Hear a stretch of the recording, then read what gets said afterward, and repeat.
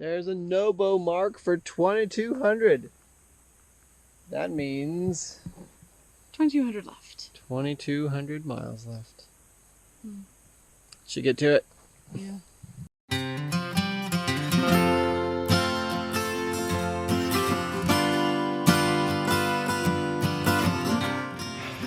Good morning. It is day 37. If I'm wrong, the editor can correct me. And it's also Black Hole and Poppins anniversary. I think you can see them behind us over there. Anyway, happy 4th anniversary to Black Hole and Poppins. Some of the nice things about hiking as a couple, or I guess with like a hiking partner, is some of the things like you might want to get out of your pack that aren't in your hip belt. You can always just turn to your partner and ask them to fish it out of the back of your pack.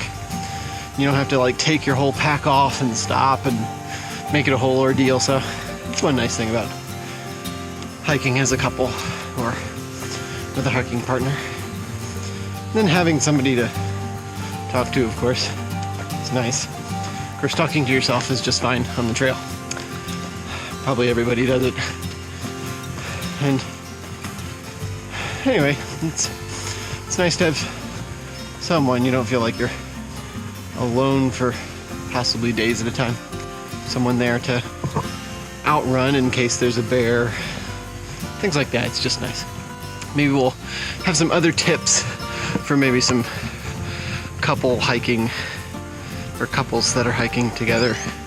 So I guess maybe that's the theme of the day. Couples hiking or hiking with a partner.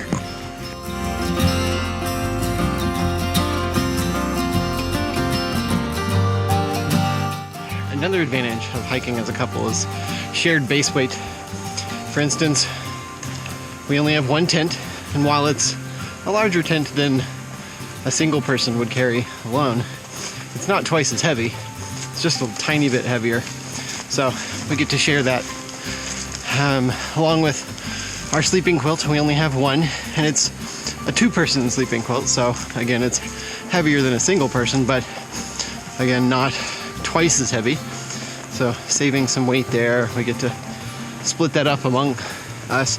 We only have one cook set, so that again is shared, which drops our base weight down and allows us to carry some more, I guess, our luxury items without bringing our base weight out of, the light category. So that's another really nice advantage of hiking with somebody. You get to share the load.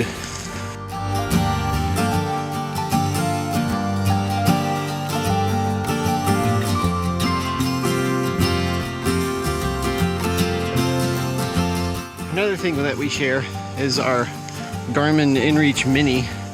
We only have one, so we don't both have to carry one. But that also means we should be hiking really close together all the time. So like, there's Amber, not far away at all. So if anything happens, we've got our emergency beacon and we don't need to carry two of them. We have seen some people that are hiking together, and one person's carrying the tent, one person's carrying the poles, and they got separated and they were looking for each other. One of them actually had gone home and the other one was still out there and couldn't pitch his tent because he didn't have the poles to pitch it. His partner did, but they couldn't communicate. And so if you're hiking as a pair and sharing that base weight, definitely hike close together so you don't get separated. Or at least both have an emergency beacon or InReach that then you can communicate to each other when you don't have cell signal. So that way, one of you goes home for some reason, the other one knows it and isn't trying to find you. Terrible situation. They did eventually find out, and the guy who was still hiking went home and everybody's okay. But I know he had a few really uncomfortable nights. Yeah, so definitely stay close together hiking as a pair, or be able to communicate.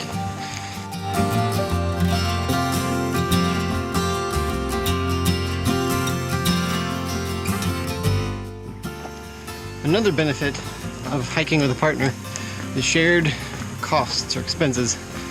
Most notably, like a hotel room, like a hostel, or where we stayed the other day, just tenting in the back of the grocery store, is charged by hiker, and so it really wouldn't help there. But hotel room, where you're paying just for the room, and you always have somebody to split the cost with, which is nice. Now, a lot of hikers just split the room with another hiker they may not even know anyway to save that cost, but it's nice to always have that there.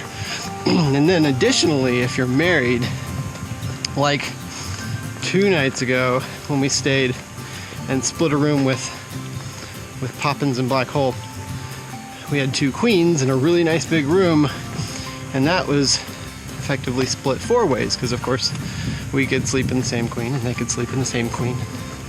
It was still real comfortable, and nobody had to sleep on the floor, and splitting that 4 ways made it pretty economical per person, especially when you consider their amazing continental breakfast, which was not just continental breakfast. They would make you a huckleberry Belgian waffle, nice and hot. It was really good, and the fruit and coffee and juice, pastries, and it was a really good breakfast that I would easily spend $20 on.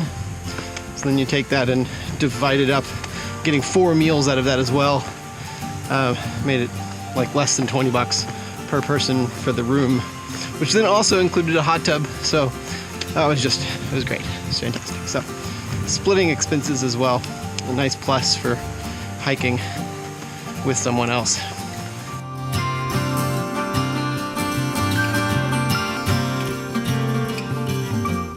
At this beautiful lake. I don't know the name of it, but there it is. Waiting for Amber to go to the restroom, so I'm just gonna hike back on. It's a quick break, but I wanted to kind of review something for you today, and it kind of goes along with the theme of I guess like couples or hiking with a partner, and that is our earbuds. Check them out. They're by Sound Peats, and they are pretty awesome. They're like the cheapest things we could find on Amazon. And the reason we got them was because we wanted to listen to the same audiobooks when we were on trail, and wireless earbuds do that for us. So the right one links to Amber's phone, and then the left one links to the right one. I put in the left one, she puts in the right one, and now we can listen to the same thing, which is pretty awesome. But something we didn't expect was with this pair, the Sound Peats brand. I'm not sure if it happens or works with other brands, but if I take out the left one first, it can't pair with the right one. And then I can pair it with my phone. Once it's paired that way, then Amber can pull out the right one, and then it pairs with her phone, and we can then listen to our own stuff at the same time when we want to. All that means we just need 1 pair of headphones, and we both get to use headphones, because on the trail you really only want 1 headphone in at a time anyway, so that you can hear, like, if somebody's coming up behind you, needs to pass, or the like rattle of a rattlesnake. You want to be able to hear not just what you listen to, but your surroundings. So this is perfect. This is all we need. We get to save weight, and we get yeah, they're pretty awesome. And additionally, these are not waterproof, but I've dropped this one in the water before. It sunk down like 5 or 6 inches into a puddle, and it was down there for 5 or 6 seconds before I could reach in and grab it. And I just like didn't use it for 24 hours, and then the next day turned it on, and it's been working ever since. So some cheap wireless earbuds by Sound Peats, and they're pretty awesome. If you're a couple wanting to listen to some of the same stuff, earbuds, great. If you just want to carry 1 pair, this pair lets you then also split up the sound and listen to different things at the same time. It's awesome. Mount Hood. What else do we see? Trees. Trees. Desert behind the trees. Really? Yeah. That's desert? Yep. Off in the horizon. It's not just clouds? Nope, desert. Wow. Yeah, most people don't know that Oregon actually has a really big desert. Cool.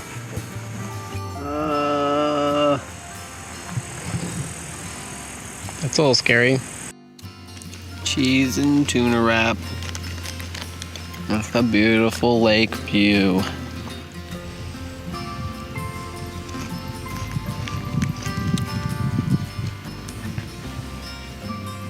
Alright, so this is Poppins and Black Hole, and today is their anniversary. Woo! How long have you guys been married? We've been married 4 years. 4 years! Congratulations! Alright, so as a couple on trail, what is the best thing about being a couple on trail? It's someone to share the experience with, and always be able to experience the things with them. I know that a lot of people by themselves, you know, enjoy having that kind of solitude, but sometimes, you know, you come, I don't know, like a couple of days back, you got a mosquito in your ear. That's where I put it. We came up to this point a couple of days back where you could see Rainier, you could see Goat Rock and like the Knife's Edge and everything in between where we were standing and that point, and it was only, we'd only walked like 40 miles, but we were there just the day before, and I was just like, oh, you know, it was someone to actually like share that with. That was yeah, really special. Cool. Same answer? Yes. Okay, second question, and there's only two. What has surprised and delighted you about the other person on trail, or what's like I don't know, your proudest moment of the other person on trail? Maddie's toughest. Very tough. And we'll keep going. She's very resilient. I already knew that, but it's cool to see it day after day. He just whipped that out so fast.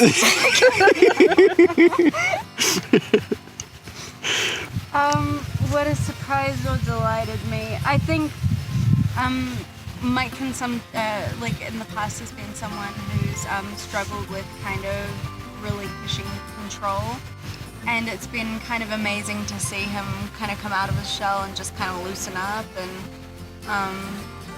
and not be so, I don't want to say uptight because that's a negative connotation, but you know, just always having to do something, you know, when we're just walking, there's not really much else you can do, and it's pretty cool to see how much more loosey-goosey you've gotten. You know, loosey-goose. All right, well, congratulations on 4 years. Here's wishing you 40 and 80 and 120 more. Damn! Thank you. Yeah. Pressure! Our campsite for tonight has a pit toilet. Woo! People already camped, and they're probably trying to sleep. Or they may be trying to sleep, so I'm gonna be quiet now. Just excited.